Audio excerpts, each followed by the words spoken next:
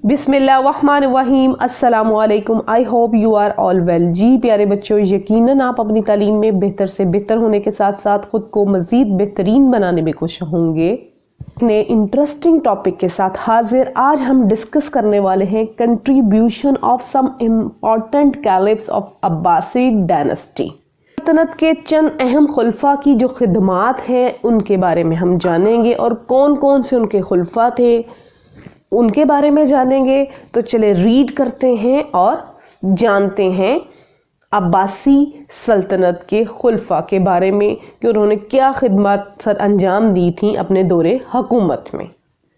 जानने से पहले अगर आपको मेरी वीडियोस अच्छी लग रही हैं तो सब्सक्राइब कीजिए और कमेंट की सूरत में अपनी आरा से ज़रूर आगाह कीजिए और बेल आइकन को ज़रूर प्रेस कीजिएगा ताकि मेरी हर नई आने वाली वीडियो आपको बर वक्त मिल सके। लाइक कीजिए मेरी वीडियोस को और शेयर कीजिए। और मैंने अपनी वीडियोस में अपनी प्रीवियस वीडियोस के लिंक कार्ड की सूरत में रखे हैं। अगर आप मेरी प्रीवियस वीडियो को फॉलो करना चाहते हैं तो आप एंड कार्ड को यूज़ करके मेरी प्रीवियस वीडियोस पे जा सकते हैं। तो चले अब हम रीड करते हैं अपने टॉपिक को। Abu al Abbas Abdullah ibne Mohammad S-sofa. Abu al Abbas Abdullah ibne Mohammad अल-सूफा की खिदमात के बारे में हम जानते हैं।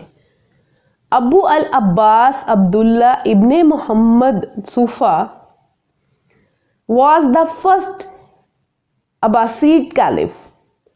जो Abu Abbas Abdullah ibne Mohammad अल-सूफा थे वो पहले अब्बासी खलीफा थे। His rule remained from 750 CE to 754 CE। इनकी जो हुकूमत थी 750 ईस्वी से 754 ईस्वी तक रही। Effort to consolidate and rebuild the caliphate। इसने खिलाफत को मुस्तहकम करने और दोबारा तामीर करने की कोशिश की थी। His supporters were represented in the new government. Education was encouraged and the first step in Samarkand। इनके हामियों को नई हुकूमत में नुमाइंदगी दी गई। यानी कि जो अबू अब्बास अब्दुल्ला बिन मोहम्मद सूफा के हामी थे इनको हुकूमत में भी नुमाइंदगी दी गई, तालीम की हौसला अफजाई की गई और समरकंद में पहली पेपर मिल्स भी लगाई गई। Army was made powerful with concerns that there would be a return of Umaid power. फौज को इस खदशे के साथ ताकतवर बनाया गया था कि उमवी इक़्तिदार की वापसी होगी। यानी कि अब्बासी डायनेस्टी जो सल्तनत थी उन्होंने फौज को इस खतरे के साथ बहुत ज़्यादा ताकतवर बनाया कि जो उमवी इक़्तिदार हैं वो दोबारा आएंगे। Abu al Abbas sought out all the remaining members of the Umayyad family to have them executed. Abu al-Abbas died in 754 CE. After ruling for years, he was succeeded by his brother al-Mansur। के बाकी तमाम अफराद को फांसी देने के लिए तलाश किया कि वो जानता था कि ये तो दोबारा अगर अमवी ख़ानदान का कोई ज़िंदा हुआ तो वो तो दोबारा इक़्तिदार में आएगा।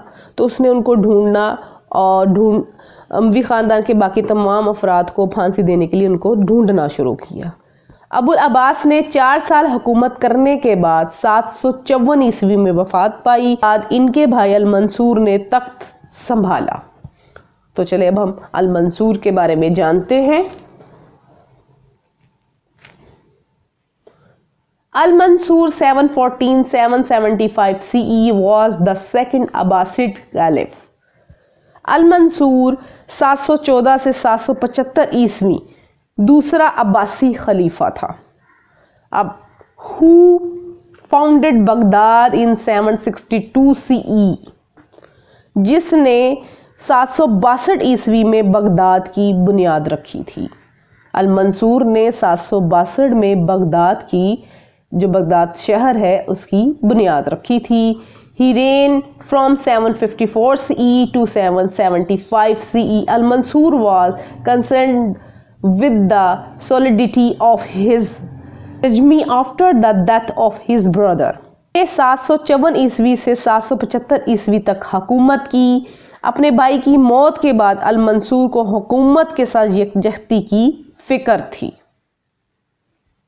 During his reign, literature and scholarly work in the Islamic world began to emerge in full force. Al-Mansur died in 775 CE on his way to Mecca to perform Hajj. حکومت میں عالم اسلام میں ادبی اور علمی کام پوری قوت کے ساتھ ابھرنے لگا. یعنی المنصور کی جب دور حکومت تھی جو ان کا لٹریچر تھا، عربی ادب جو تھا اور علم تھا وہ پوری قوت کے ساتھ ابھرا اور تعلیم میں بہت زیادہ نمایاں ترقیاں ہوئیں. المنصور کا انتقال 775 عیسوی میں حج کے لیے مکہ جاتے ہوئے ہوا. 775-785 CE was the third Abbasid Caliphate. المہدی 775 سے 785 عیسوی میں تک تیسرا عباسی خلیفہ تھا. He succeeded his father Al-Mansur. His peacefully reign continued with the policies of the procedures. اس نے اپنے والد المنصور کی جانشینی کی. المہدی جو تھے وہ المنصور کا بیٹا تھا اور اس نے اپنے والد کی جانشینی کی. اس کا پرامن دور اپنے جانشینیوں کی پالیسیوں کے ساتھ جاری رہا. Cosmopolitan city of Baghdad blossomed during Al-Mahdi reign.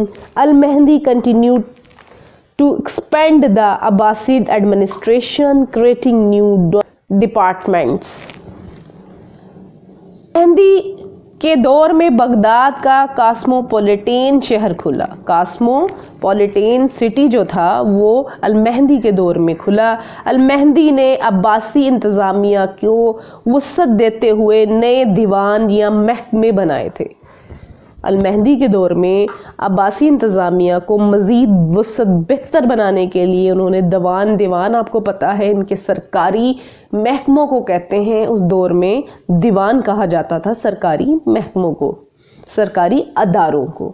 G I hope so آج کے آپ کے ٹاپک کی اچھے سے سمجھ آئی ہوگی. ویڈیو اچھی لگے تو کمنٹ ضرور کیجئے گا. ملتے ہیں نیکسٹ ایک نئی انٹرسٹنگ ویڈیو میں. جب تک کے لیے اللہ حافظ.